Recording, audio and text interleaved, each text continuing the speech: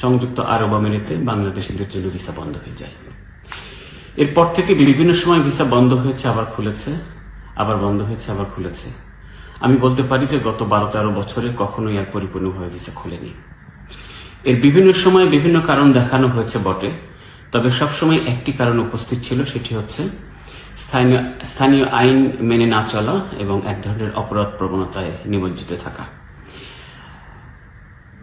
সম্প্রতি এদেশের ministry of human resource and এমিরেটাইজেশনের মাননীয় মন্ত্রীর সঙ্গে আমার বৈঠক হয়েছে। তিনি একটি কথা স্পেসিফিক্যালি উল্লেখ করেছেন যে এরা এই ডিসিশনগুলো এআই ডাটা অ্যানালাইজ করে নেয়। সাম্প্রতিককালে আমাদের দেশের নাগরিকদের যে অপরাধ প্রবণতা বা অপরাধের ঘটনা ঘটছে সেটি ওরা সেই ডাটাগুলি তারা প্রতিটা ঘটনা রেকর্ড করে এবং অ্যানালাইজ করে। প্রতিটা দেশের নাগরিকের জন্য এই রেকর্ড সিস্টেম তাদের আছে। তিনি আমাকে বলেছেন যে এই ডাটা যদি কখনো আমাদের নিম্নগামী হতে শুরু করে তখনই কেবলমাত্র আমাদের একটা পজিটিভ আউটকাম আসবার সম্ভাবনা আছে, কিন্তু যদি আমাদের অপরাধ প্রবণতা বা অপরাধ ঘটনার হার যদি দিনে দিনে নিচের দিকে না গিয়ে একই রকম থাকে বা উপরের দিকে উঠতে থাকে, তাহলে খুব কাছাকাছি সময়ে এই সিদ্ধান্ত পরিবর্তন হবার কোনো সম্ভাবনা তিনি দেখেন না। তবে একই সঙ্গে তিনি উল্লেখ করেছেন যে এই অপরাধ প্রবণতার সঙ্গে বা অপরাধ ঘটনার সঙ্গে আমাদের কেবলমাত্র যে ওয়ার্কাররা দায়ী আছে তা না, তিনি পার্টিকুলারলি উল্লেখ করেছেন যে আমাদের এমপ্লয়াররাও এটার সঙ্গে দায়ী এবং এই এমপ্লয়াররা বেশিরভাগ ক্ষেত্রে দেখা গিয়েছে যে তারাও আমাদের বাংলাদেশের নাগরিক। দেখা গিয়েছে যে তাদের একজন এমপ্লয়ার হিসেবে যে রেসপন্সিবিলিটি ছিল তার এমপ্লয়ীদের প্রতি সেটিও তারা ঠিকঠাক মতো পালন করে না।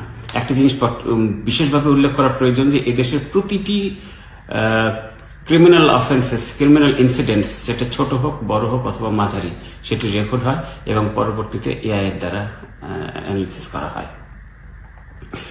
আমি মনে করি এর থেকে পরিত্রাণের একমাত্র উপায় গণসচেতনতা। বাংলাদেশ থেকে আসবার পূর্বে যেরকম তাদের শিক্ষার প্রয়োজন আছে, ট্রেনিং এর প্রয়োজন আছে, তেমনি এখানে আসবার পরও সময়ে সময় তাদেরকে আবার মনে করিয়ে দেওয়ার প্রয়োজন আছে এবং এই দায়িত্ব আমাদের সকলের। আমরা দূতাবাস থেকে একটি দায়িত্ব নিয়েছি, আমরা একটি ইনিশিয়েটিভ নিয়েছি। আমরা 7টি এমিরেটসে 7টা প্রোগ্রাম করব মানুষদের সঙ্গে নিয়ে। ইতিমধ্যে আমরা 2টি প্রোগ্রাম করেছি, ফুজাইরা এবং শারজাতে। ফুজাইরার আমাদের প্রোগ্রামটাতে স্থানীয় পুলিশ প্রশাসনও আমাদের অনুষ্ঠানে ছিল এবং তারাও তাদের প্রেজেন্টেশন দিয়েছে। আমাদের জনগণের সহায়তাও আমরা পাচ্ছি।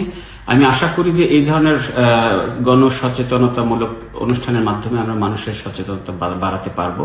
তবে মূল কাজটি মানুষকে করতে হবে, আমাদের নাগরিকদেরই করতে হবে। আসুন আমরা সকলে আইন মেনে চলি, আমাদের দেশের সুনামকে